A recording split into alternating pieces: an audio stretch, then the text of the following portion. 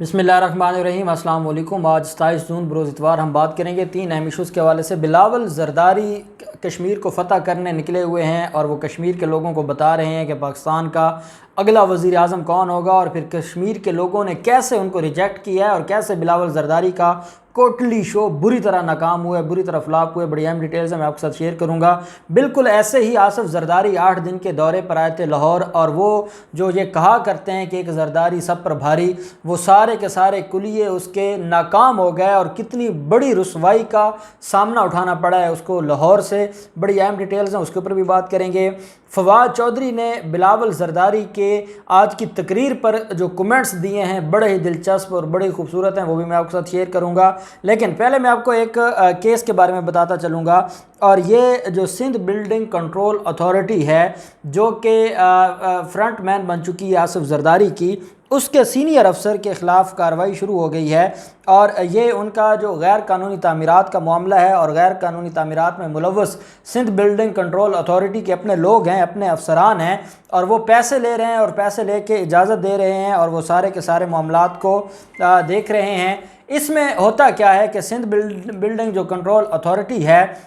वो इस सारे मामले में इन्वॉल्व है। अब इस पर जो है वो काम शुरू हो गया है, और सूबाई मोहतसिब कराची ने गैर कानूनी तामीरात के इल्ज़ाम में सिंध बिल्डिंग कंट्रोल अथॉरिटी के डायरेक्टर के वारंट गिरफ्तारी जारी कर दिए हैं। जो ज़राए हैं उसके मुताबिक सिंध मोहतसिब ने गैर कानूनी तामीरात के इल्ज़ाम में director central SBCA Raqib Malik को गिरफ्तार करने का हुक्म जारी किया है, और गिरफ्तारी के लिए न्यू टाउन पुलिस स्टेशन के SHO को मरासला जारी कर दिया गया है, जिसमें कहा गया है कि सिंध बिल्डिंग कंट्रोल अथॉरिटी ज़िला वस्ती के डायरेक्टर सेंट्रल को गिरफ्तार करके पेश किया जाए। सूबाई मोहतसिब ने मरासला में लिखा है कि रकीब मलिक पर बतौर डायरेक्टर गुलबर्ग कराची में गैर कानूनी तामीरात का इल्ज़ाम है, जबकि इन पर फेडरल B एरिया में 5 प्लाटों पर गैर कानूनी तरीके से तामीरात करवाई गई हैं, उसका भी इल्ज़ाम है। SHO को अरसाल किए जाने वक्त में लिखा गया कि डायरेक्टर को 27 अप्रैल आज शाम के लिए तलब किया हुआ था कि आज शाम हर हाल में उसको पेश करें, और लेकिन वो पेश ना हों तो उन्हें 27 उन्होंने पेश होना था 27 जून को। आज 27 जून तो इतवार है। फिर मरासला जारी किया गया कि नहीं 28 जून को उनको गिरफ़्तार करके पेश किया जाए। फिर उसको ठीक किया गया मरासले को, और इस पर फिर मीडिया ने भी चलाया कि बड़ा अनोखा वारंट गिरफ़्तारी जारी किया गया, उसमें डेट ही गलत लिखी गई। बहरहाल 28 जून कल के लिए गिरफ़्तार करने का हुक्म जारी किया गया है, और कहा है कि वो सूबाई मोहतसिब के सामने पेश हों और मुचलके जमा करवाएं, और उसके बाद उनके ख़िलाफ़ कार्रवाई शुरू होगी। ये सिंध बिल्डिंग कंट्रोल अथॉरिटी जो है, आप जानते हैं कि सिंध के अंदर जितने भी गैर कानूनी कब्ज़े हैं, और इस पर सुप्रीम कोर्ट के चीफ जस्टिस चीख कर ये बता चुके हैं कि सारे के सारे हर तरह के फ्रॉड में और हर तरह के कब्जे में ये इन्वॉल्व हैं, और इनका इतना बड़ा किरदार है, और अब इनकी गिरफ्तारियां शुरू हो गई हैं और इनके खिलाफ एक्शंस शुरू हो गए हैं। दूसरी तरफ जो मामला है आसिफ ज़रदारी का, आप जानते हैं कि आसिफ ज़रदारी बड़े लंबे अरसा के लिए लाहौर आए, हालांकि वो बीमार हैं, और उनकी जितने भी केसेस हैं उन सब में किसी एक केस में भी मेरिट के ऊपर ज़मानत नहीं हुई। सब केसेस में ज़मानत हुई है मेडिकल ग्राउंड पर। वो जो मेडिकल ग्राउंड पर ज़मानत हुई है, जो कराची से इस्लामाबाद नहीं आ सकता, जो इस्लामाबाद एहतसाब अदालतों के में रेफरेंसेस को ट्रांसफ़र के लिए दरख्वास्त दी हुई है सुप्रीम कोर्ट को कि मुलज़म यहाँ नहीं आ सकता, और हर तारीख पर हाज़िरी माफ़ी की दरख्वास्त दी जाती है। वो मुलज़म इस्लामाबाद अपने मामलात के लिए भी आते हैं या मीटिंग्स के लिए भी आते हैं, और लाहौर भी आते हैं और ट्रैवल भी करते हैं, लेकिन सिर्फ़ और सिर्फ आम लोगों को जलील करने के लिए या हमारे कानून को जलील करने के लिए। आम लोगों के लिए हमारा कानून कुछ और है, और इन ताकतवर लोगों के लिए कानून कुछ और है, और वो क्या है कि आसिफ ज़रदारी पेश नहीं होते। अब आसिफ ज़रदारी 8 दिन रहे हैं, 1 हफ़्ते से ज़्यादा का क़याम है, और कोई भी एक रुकन असम्बली भी वो नहीं तोड़ सके, और परवेज़ इलाही के साथ उनकी मुलाकात हुई, वो भी नाकाम गई। उन्होंने मुख्तलिफ़ लोगों से रब्ता करने की कोशिश की, जो जहांगीर तरीन ग्रुप के हैं, वो भी उनको नाकामी हुई। पाकिस्तान मुस्लिम लीग नून के मुख्तलिफ लोगों से, ख्वाजा साद रफ़ीक जैसे लोगों से रब्ता करने की कोशिश की गई है, और उनको अपने साथ मिलाने की कोशिश की गई है हर तरफ से, चाहे वो PTI हो या PMLN हो। आसिफ ज़रदारी को इतनी मुँह की खानी पड़ी है कि कोई एक बंदा भी, 2 क़यादतें हैं जिन्होंने मुलाकात की है, एक साबिक़ वज़ीर आला पंजाब मंजूर वट्टू है, और इसके अलावा पाकिस्तान तहरीक इंसाफ के एजाज़ दयाल जो रहनुमा है PTI का, उन्होंने मुलाकात की है और पाकिस्तान पीपल्स पार्टी के सोशल मीडिया विंग ने यह खबर चलाई کہ انہوں نے جوائن کر لی پاکستان پیپلز پارٹی، اس کے بعد ان دونوں جو لیڈران ہیں انہوں نے خود مسترد کیا کہ ہم نے پاکستان پیپلز پارٹی کو دوبارہ جوائن نہیں کیا، یہ جھوٹی خبر ہے۔ یہ اس کی جو ہے وہ عزت افزائی ہوئی ہے کہ 8 دن آصف زرداری جو اپنے آپ کو ماہر سمجھتا ہے سیاست کا، یا اپنے آپ کو جو بارگیننگ کا ماہر سمجھتا ہے، 8 دن لاہور میں رہنے کے باوجود صرف 2 لوگوں سے ملاقات ہوئی، اور ان دونوں نے بھی ملاقات سے اٹھنے کے بعد ان کو جو ہے وہ واپسی ان کو جو ان کے ساتھ کیا ہے، یا ان کو جو تھپڑ مارا ہے واپسی، وہ اس لیے کہ انہوں نے جھوٹی خبریں چلائی تھی اور انہوں نے سوشل میڈیا پر جھوٹے ان کے بیانات جو ہے وہ پبلک کیے تھے۔ آصف زرداری کی نہ ہی کوئی کارکنان سے کوئی گیدرنگ ہوئی، نہ ان کی کوئی پارٹی رہنماؤں سے وہاں کو بڑے لیول پر کوئی ہو سکی جو کسی بھی طریقے سے کوئی گیدرنگ ہو سکی، یا کوئی پاکستان پیپلز پارٹی پارلیمنٹیرین کا کوئی اجلاس ہوا ہو، کچھ بھی نہیں ہوا۔ اس کی وجہ یہ ہے کہ پنجاب میں اب ان کا بچہ کچھ نہیں ہے، اور کیونکہ پنجاب میں کچھ نہیں بنا تو وہ بیریا ٹاؤن بیٹھے رہیں، بلاول ہاؤس بیریا ٹاؤن میں، وہ جو وہاں پر بیٹھ کر تقریریں کرتے رہیں، لیکن ان کو کچھ نہیں ملنے والا۔ اور یہی وجہ ہے کہ 8 دن کے قیام کے باوجود ان کو وہاں سے کچھ نہیں ملا، اور وہ سارے کے سارے معاملے پر جو ہے وہ صرف اور صرف گمراہ کرتے رہے ان کا سوشل میڈیا ونگ، اور یہ بتاتا رہا کہ اس دفعہ آصف زرداری لاہور کو فتح کر کے آئیں گے۔ لیکن اب انہوں نے کس کس سے رابطہ کیا؟ انہوں نے رابطہ کیا منڈی بہاؤالدین سے، پی ٹی آئی جو رہنما ہیں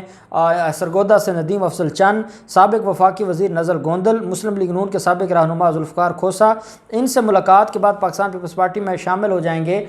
لیکن ان کو ناکامی ہوئی ہے، کوئی نہیں شامل ہوا، اور کسی نے پاکستان پیپلز پارٹی میں دوبارہ شامل ہونے سے انکار کر دیا، اور یہ معاملہ بھی پینڈنگ ہے، کب ہوگا کیا ہوگا۔ اور یہ وہی لوگ ہیں جنہوں نے دوبارہ، اگر پاکستان تحریک انصاف دوبارہ آنے کے حالات ہوں گے تو پھر یہ ساری کی ساری ہوں گی۔ اب جو ہے وہ ذرائع کے مطابق سابق گورنر مخدوم احمد محمود کو یہ ذمہ داری سونپی ہے، جو کہ جنوبی پنجاب کے صدر ہیں، کہ وہ جہانگیر ترین سمیت باقی لوگوں سے رابطہ کریں، اور ان سے رابطہ کر کے ان لوگوں کو منائیں اور ان کو پاکستان پیپلز پارٹی کے لیے تیار کریں۔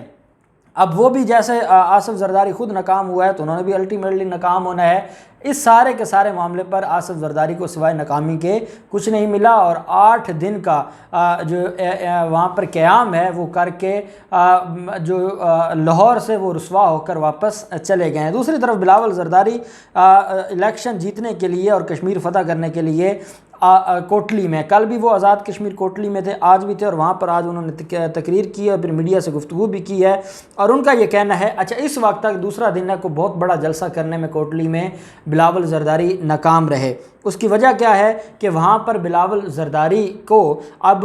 فواد چودھری نے بڑی اچھی بات کی ہے کہ شاید بلاول زرداری کو اپنی اوقات کا نہیں پتہ کہ جماعت کے اندر اس کی اپنی اوقات کیا ہے، کیا پاکستان پیپلز پارٹی میں اس کی کوئی حیثیت بھی ہے، یا آج بھی سارے فیصلے آصف زرداری کرتے ہیں، آج بھی ہر لیڈر آصف زرداری کے پاس جاتا ہے۔ یہ خود پاکستان پیپلز پارٹی پارلیمنٹیرین کی جو پارٹی ٹکٹ ہے اس پر یہ الیکشن لڑا ہے، اپنی پاکستان پیپلز پارٹی کے ٹکٹ سے اپنے اس سے تو یہ الیکشن ہی نہیں لڑے، جو ان کا نشان تھا اس سے یہ الیکشن ہی نہیں لڑے۔ یہ الیکشن بھی لڑتے ہیں تو Pakistan Peoples party parliamentarian 4P سے لڑتے ہیں، اور پارٹی ٹکٹ بھی 4P کا ہے، اور جو آصف زرداری کی ملکیت ہے، تو پھر بلاول زرداری کی تو اپنی حیثیت کوئی نہیں۔ اور یہی بات کی فواد چودھری نے کہ آپ کسی اور پر بات کرتے ہوئے پہلے اپنی حیثیت دیکھ لیں کہ آپ کی پارٹی حیثیت کیا ہے۔ بلاول زرداری نے کہا ہے کہ عوام کو اس مہنگائی سے چھٹکارا حاصل کرنے کے لیے عوامی حکومت آئے گی، اور اگلا وزیر اعظم میں ہوں گا، یعنی بلاول زرداری ہوں گے، اور کشمیر میں ماضی کے جو وزرائے اعظم ہیں ان میں اور عمران خان میں کوئی واضح فرق نہ ہے۔ وہ اس وجہ سے کہ عمران خان بھی جو ہے ناکام ہوئے ہیں کشمیر کے لوگوں کو حقوق دلانے میں، اور سابق جو نون لیگ کے تھے وہ بھی، لیکن جالوں کو ایک بات کا پتہ ہونا چاہیے کہ آزاد کشمیر کا وزیر اعظم جالا ہوگا، اور وہ آزاد کشمیر میں پاکستان پیپلز پارٹی ہی حکومت بنائے گی، پاکستان میں پاکستان پیپلز پارٹی حکومت بنائے گی۔ اب جب وہ پاکستان پیپلز پارٹی کہتے ہیں تو ان کو شرم آنی چاہیے کہ پاکستان پیپلز پارٹی ہے کہاں؟ پاکستان پیپلز پارٹی کا تو آپ نے بیڑا غرق کر دیا۔ اب تو اس وقت پورے ملک میں جتنے بھی ممبر ہیں وہ پاکستان پیپلز پارٹی پارلیمنٹیرین کے ہیں، وہ تو 4P کے ہیں، آپ کے پلے تو ہے کچھ نہیں، لیکن آپ کہتے ہیں کہ نہیں پاکستان پیپلز پارٹی یہ بھی حکومت بنائے گی، وہ بھی حکومت بنائے گی، پاکستان پیپلز پارٹی وفاق میں بھی حکومت بنائے گی، پاکستان کے اندر بھی۔ تو یہ ایک دیوانے کا خواب تو ہو سکتا ہے، اس کے علاوہ کچھ نہیں ہے۔ ساتھ انہوں نے کہا کہ وزیر اعظم عمران خان کلبھوشن یادیو کو جو ریلیف دے رہے ہیں، ہم اس کے خلاف جنگ لڑیں گے، ہم کشمیریوں کے خون کا سودا نہیں کریں گے، ہم کشمیر کے جنگ لڑنے والے اور جہاد کرنے والوں کے ساتھ کھڑے ہیں، ہم سارے کے سارے معاملات پر صرف ساتھ دیں گے تو ہم کشمیر کے لوگوں کا دیں گے، اور ہم عمران خان کو ہمیشہ ہمیشہ کے لیے کک آؤٹ کر دیں گے۔ بلاول زرداری نے وہاں پر جتنا